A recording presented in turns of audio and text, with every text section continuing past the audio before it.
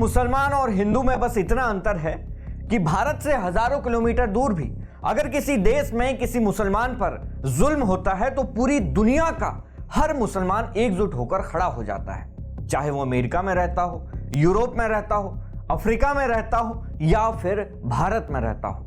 उसे फर्क नहीं पड़ता कि वो किस देश का नागरिक है। उसके लिए सबसे पहले उसकी पहचान मुसलमानियत होती है।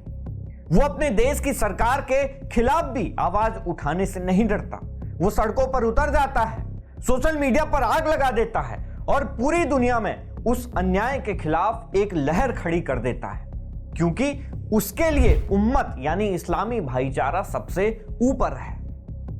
लेकिन हिंदू दोस्तों, हिंदू तो इतना कमजोर, इतना डरपोक और इतना फट्टू हो चुका है कि अगर उसके पड़ोस में भी किसी हिंदू को जिंदा जला दिया जाए तो भी उसके मुंह से आह तक नहीं निकलती। वो अपने ही धर्म के लोगों पर हुए अत्याचार को देखकर भी खामोश रह जाता है। दोस्तों, आज बांग्लादेश में रह रहे हर हिंदू के दिलों में डर बस गया है। वो अपने घर से बाहर निकलने से पहले 100 बार सोचते हैं कि कहीं उनका भी वही हाल ना हो जो दीपू चंद्र दास का हुआ। जी हां, वही दीपू चंद्र दास, एक हिंदू लड़का जिसे बांग्लादेश में मुसलमानों की भीड़ ने बीच चौराहे पर लटकाकर जिंदा जला दिया। दीपू चंद्र दास को पहले घेर कर पीटा गया, फिर उसके कपड़े फाड़े गए, उसे नंगा किया गया और फिर जब वो जमीन पर गिर पड़ा तो उसके ऊपर तब तक लात घूंसे बरसाए गए जब तक कि उसकी मौत नहीं हो गई। और जब वो मर गया तब भी उन दरिंदों का दिल नहीं भरा। उन्होंने रस्सियों से बांधकर उसके निर्जीव शरीर को पेड़ से लटका दिया, फिर उसके मरे हुए शरीर पर डंडों से बरसात की और आखिर में उसे आग के हवाले कर दिया गया। पूरी भीड़ उस जलते हुए शरीर को देखती रही और अल्लाह अकबर के नारे लगते रहे। लेकिन सबसे बड़ा सवाल यह पैदा होता है कि आखिर दीपू चंद्र दास की गलती क्या थी? क्या सिर्फ इतना कि वो एक हिंदू था?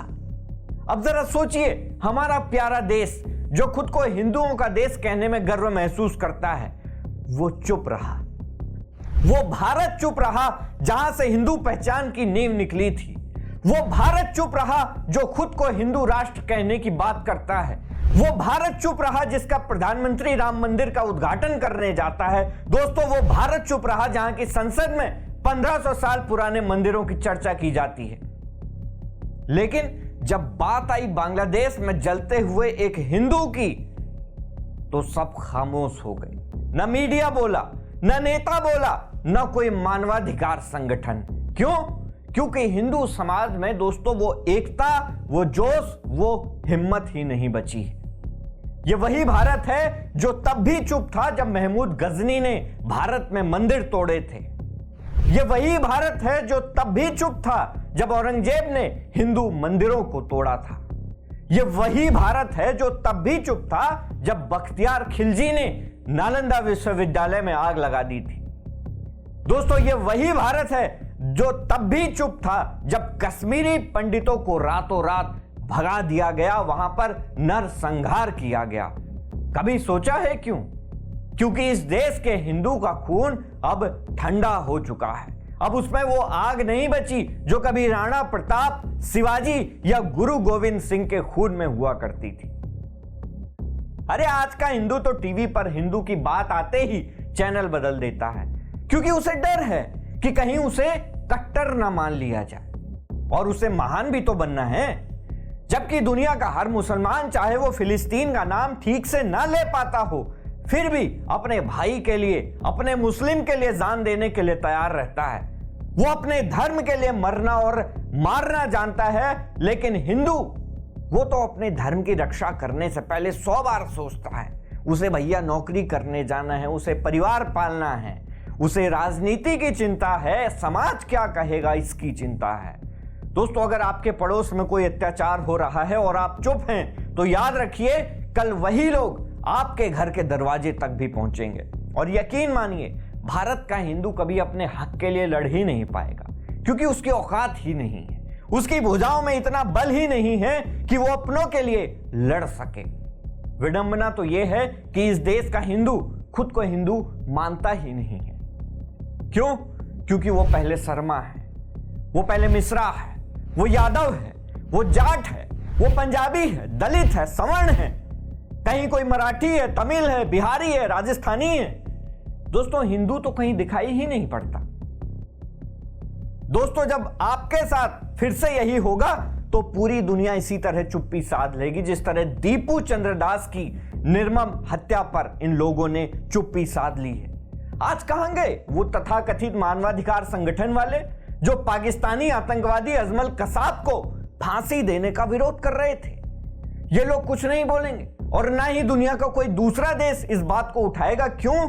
क्योंकि मरने वाला एक हिंदू था। अभी इसी दीपू दास की जगह अगर कोई मुस्लिम होता तो पूरी दुनिया हाय तौबा करते हुए छाती पीटने लगती। लेकिन अब कोई कुछ नहीं बोलेगा क्योंकि सवाल एक हिंदू की जान का है। और कोई देश भला क्यों कुछ बोले जब खुद भारत, जहां हिंदू बहुसंख्यक है, वही देश कोई कदम उठाने को तैयार नहीं है। और भारत का नामर्द मीडिया भी उस शरीफ उस्मान हादी की खबर दिखाने में लगा है जो का भारत के खिलाफ बयानबाजी करता था।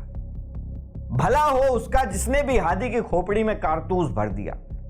यह सिर्फ बांग्लादेश की बात नहीं है, यह उस कट्टर विचारधारा की बात है जो धीरे धीरे पूरी दुनिया में अपनी जड़ें फैला रही है। आज दीपू चंद्र दास को जलाया गया है, कल कोई और होगा और शायद परसों आप या हम, क्योंकि हमारे नेता बस ट्वीट करके या भाषण देकर अपने कर्तव्य से मुक्त हो जाते हैं। अरे माथे पर तिलक लगाने से धर्म की रक्षा नहीं होती मोदी जी। रक्षा तब होती है जब आप अन्याय के खिलाफ डटकर खड़े होते हैं। आपके पास शक्ति है, पद है, जनता का समर्थन है, बस जरूरत है इरादे की। दोस्तों, क्या भारत सरकार बांग्लादेश में जलाए गए दीपू चंद्र दास और वहां के सभी पीड़ित हिंदुओं को न्याय दिला पाएगी, या फिर एक बार फिर से यह मामला भी बाकी हजारों मामलों की तरह बस भुला दिया जाएगा? आपकी इस मुद्दे पर क्या राय है, हमें कमेंट बॉक्स में जरूर बताएं।